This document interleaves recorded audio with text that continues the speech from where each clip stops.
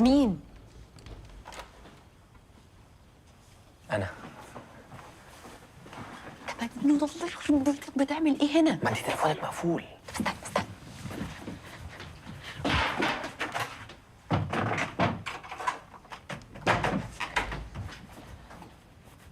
واخدين مني موبايل وكل حاجه. لو شافوك هنا هتبقى مصيبه وانا مش ناقصه. يعني هو انا اللي ناقص؟ انا عديت مخاطر كتير قوي عشان اجيلك هنا، بعدين لازم تعرفي ان انا عديت الجدار الفاصل، يعني كان ممكن اتكسر، يحصل لي حاجه. مين عارف؟ انجز. عايز ايه؟ مفيش، جاي اطمن عليكي او ابارك لك. مبروك على خطوبتك من وسيم بالرفاء والبنين ان شاء الله. انت جاي تهزر؟ لا، بس انا حاسس ان ده حصل من غير رضاكي، مش كده؟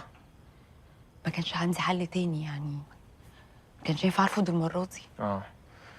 ده عشان انا مضيت تعهد على نفسي ان انا ما اتعرضلكيش وكده. ماشي. على العموم انا كمان اهلي جابوا لي فرصه شغل كبيره قوي بره عشان ابعد عنك. وهتسافر؟ مش عارف، انت ايه رايك؟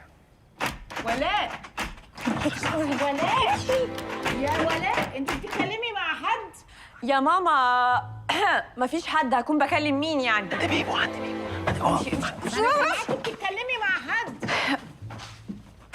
ولاء ايوه، انت بتتكلمي مع حد؟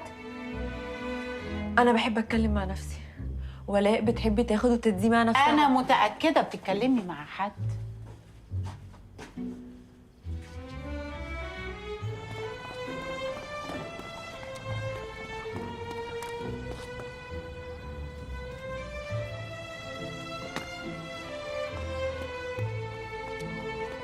متأسفة، كان عندي محاضرات كتيرة النهاردة، فأسفة على التأخير حضرتك. ولا يهمك، انا كمان جيت من غير ميعاد. لا، البيت بيتك، تنور في أي وقت يعني حضرتك. تاني حضرتك. طيب انت عارفه انك اول عروسه تقول لخطيبها حضرتك؟ يا ترى برضو التخليف ده يفضل مستمر لحد بعد الجواز؟ لا، أصل لساني لسه ما خدش عليها حضرتك. ولا ياخد. طب كويس إنك عارف.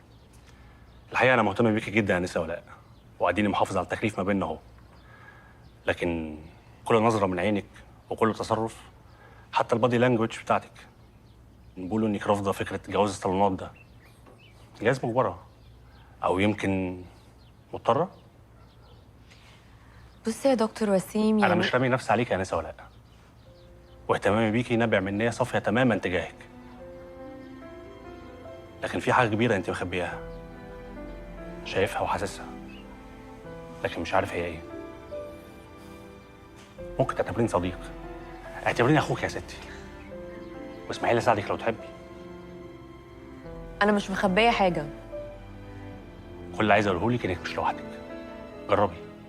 جربي تثقي فيا وصدقيني مش هتندمي. واحنا كده كده موضوعنا مش هيكمل، فايه المانع ان احنا نفيد بعض، واهو تبقى حاجه ونفتكر بيها بعض بالخير بعدين، واحنا كل واحد في حياته ومركز في مستقبله. بقول لك إيه يا دكتورة، أنت جعان؟ أعمل لك سندوتش نوتيلا؟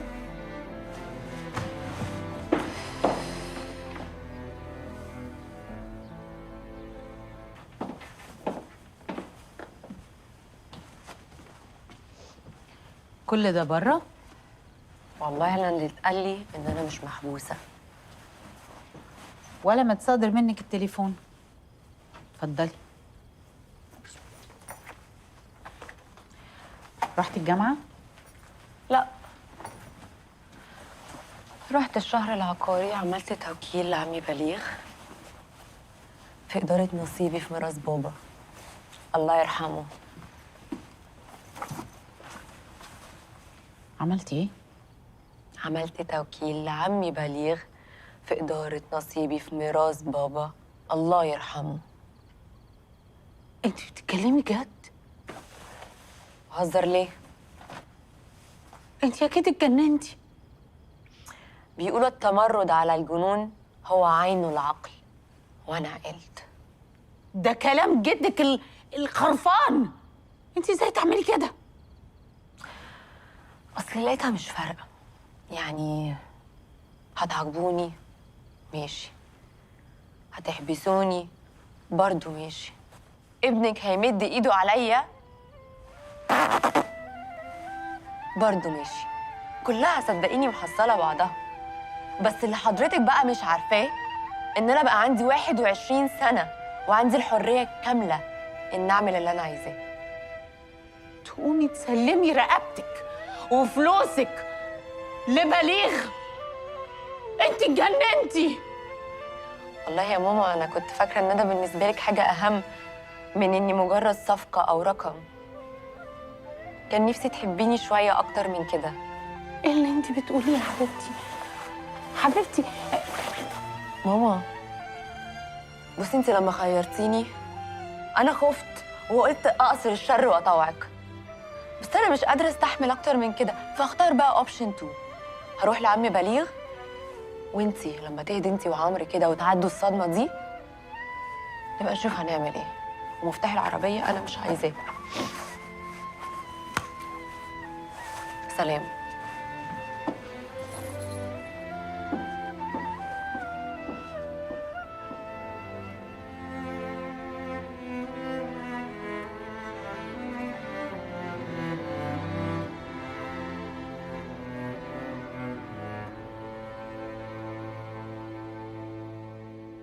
بتهزري كده هيشك فيكي غبيه. يا بنتي؟ انا مش عرفني، ما انا فاكراها هيفهم الشوكليت دي فيها ايه ولقيته اكلها مره واحده كده كلها وباص خالص. حبيبي طب كلمك؟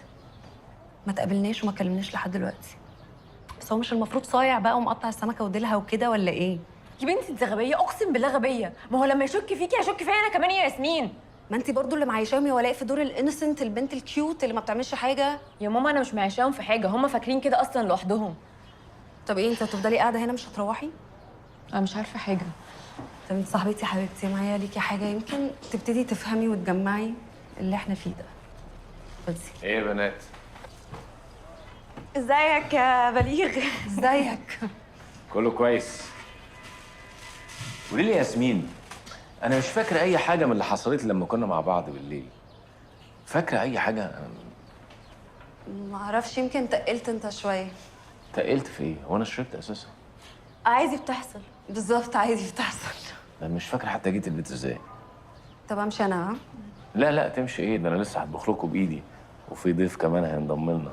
ايه ده، انت بتطبخ يا بيبو؟ اقعد 10 سنين في اوروبا وما اطبخش؟ هبهركم. انت لسه هتبهرنا اكتر من كده كمان، كده كتير الصراحه قوي. تقلق يا ياسمين ها؟ طب بيبو انت مش كنت هتروح الشركه؟ اديت اجازه لكل الموظفين يومين. كلهم؟ كلهم، ومكافاه. خلي يسرية وابنها يطقوا من الغيظ.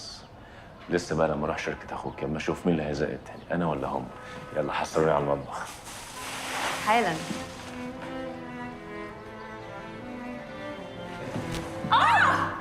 استني بقى. لا هاتيها روحي شوفي عمك هاتيها.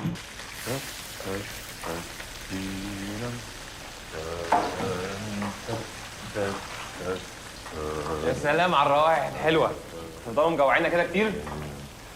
الاكل يا حبيبي فن، زي المزيكا، زي الغنى، زي الرقص، زي كل الحاجات الحلوه.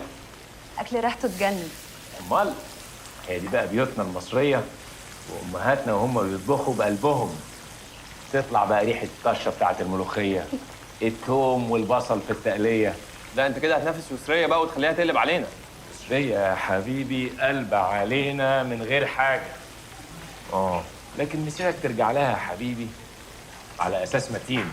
لما قالت لي هتيجي معايا ولا تقعد ما عرفتش اعمل ايه، اتخشبت وهي فهمت ومشيت بصراحه. لا بالكتير تسيسها. انما في الاخر في حضنها يا حبيبي. تفتكر؟ امال ايه؟ ملوش اختيار، احنا بنختار امنا وابونا. يلا خد الاطباق، حضروا السفره، يلا بره. اروح انا كمان معاهم؟ لا انت استني، خليك هنا وانا هقول لك تعملي ايه بالظبط. يلا ناخد البتاع. تعرف ان انا اول مره اعمل كده، يعني اول مره ادخل المطبخ وكده. اول مره تدخلي المطبخ؟ ايوه. وخالك ما بيحبش الكشري؟ طيب هاتي دي عشان ما الزيت ما يبوظهاش، وقلبي البتنجان. يلا. اوكي. هقلب انا. مش عارف، خايف اكون مضيع فرصه كويسه. معرفش، يعني انا مستغرباك قوي بصراحه، يعني حد يجي له فرصه يسافر بره ويبقى قاعد متردد كده، مش مصدقك. انا لو مكانك مش هتردد مرتين، على الاقل همشي في الشارع براحتي من غير ما حد يبحلق لي ولا يبص فيا. وكمان الشغل هيبقى بجد والتعليم بجد. شايفه كده؟ وانت مبسوط هنا يعني؟ يعني انت لو عايز تحقق حاجه هنا يعني هتعرف توصل لها، هتعرف تحققها؟ يعني محمد صلاح مثلا ومجدي يعقوب لو كانوا فضلوا كانوا هينجحوا بكل النجاح ده؟ ما انا عارف يا جماعه، ما انا عارف ان العيشه هناك اسهل والقانون اسهل والناس اسلك، بس برضه القرار مش سهل. طب انت ايه بقى؟ رايك ايه يا بيبو؟ بيبو بيسمع يا روح بيبو، وبالكتير يفكر معاكم بصوت عالي. يعني انت شايف ان انا اسافر زيك؟ لا، تاخد قرارك بنفسك يا حبيبي، انت اللي هتحاسب على فواتيرك. طب بذمتك مش بره احسن؟ هو السفر مفيد مفيش كلام، يعني هتتعلم فيه اكتر من اللي هتتعلمه في اي حته لو قعدت في مكانك طول عمرك. اهو اتفضل. ايوه، بس الدنيا بره مش جنه، مش هتسافر والناس تاخدك بالحضن.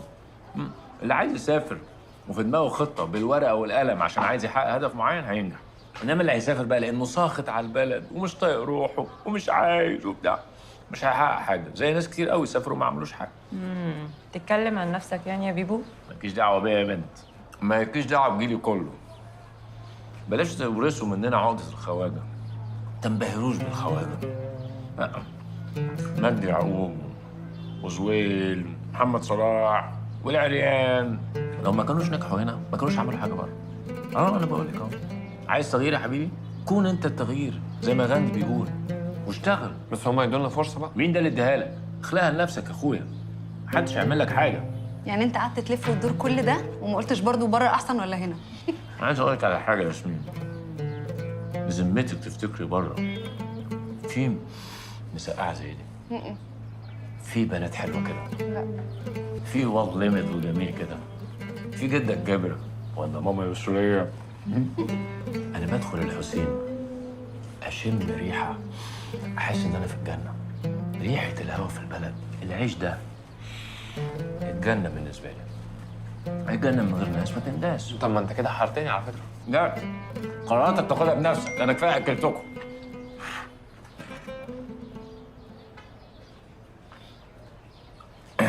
طيب يا ولاد انا لازم انزل، عندي ميعاد مهم. مواعيد تاني؟ ولا تقبل التأجيل. طب خلاص هوصلك معايا وانا نازله، هاخدك في السكه. لا معلش مش عايز اتعبك. لا اتس ماي بليجر. طيب خلاص، اغسل ايدي واغير هدومي وننزل. ماشي، هاجي اغسل ايدي معاك. اوكي.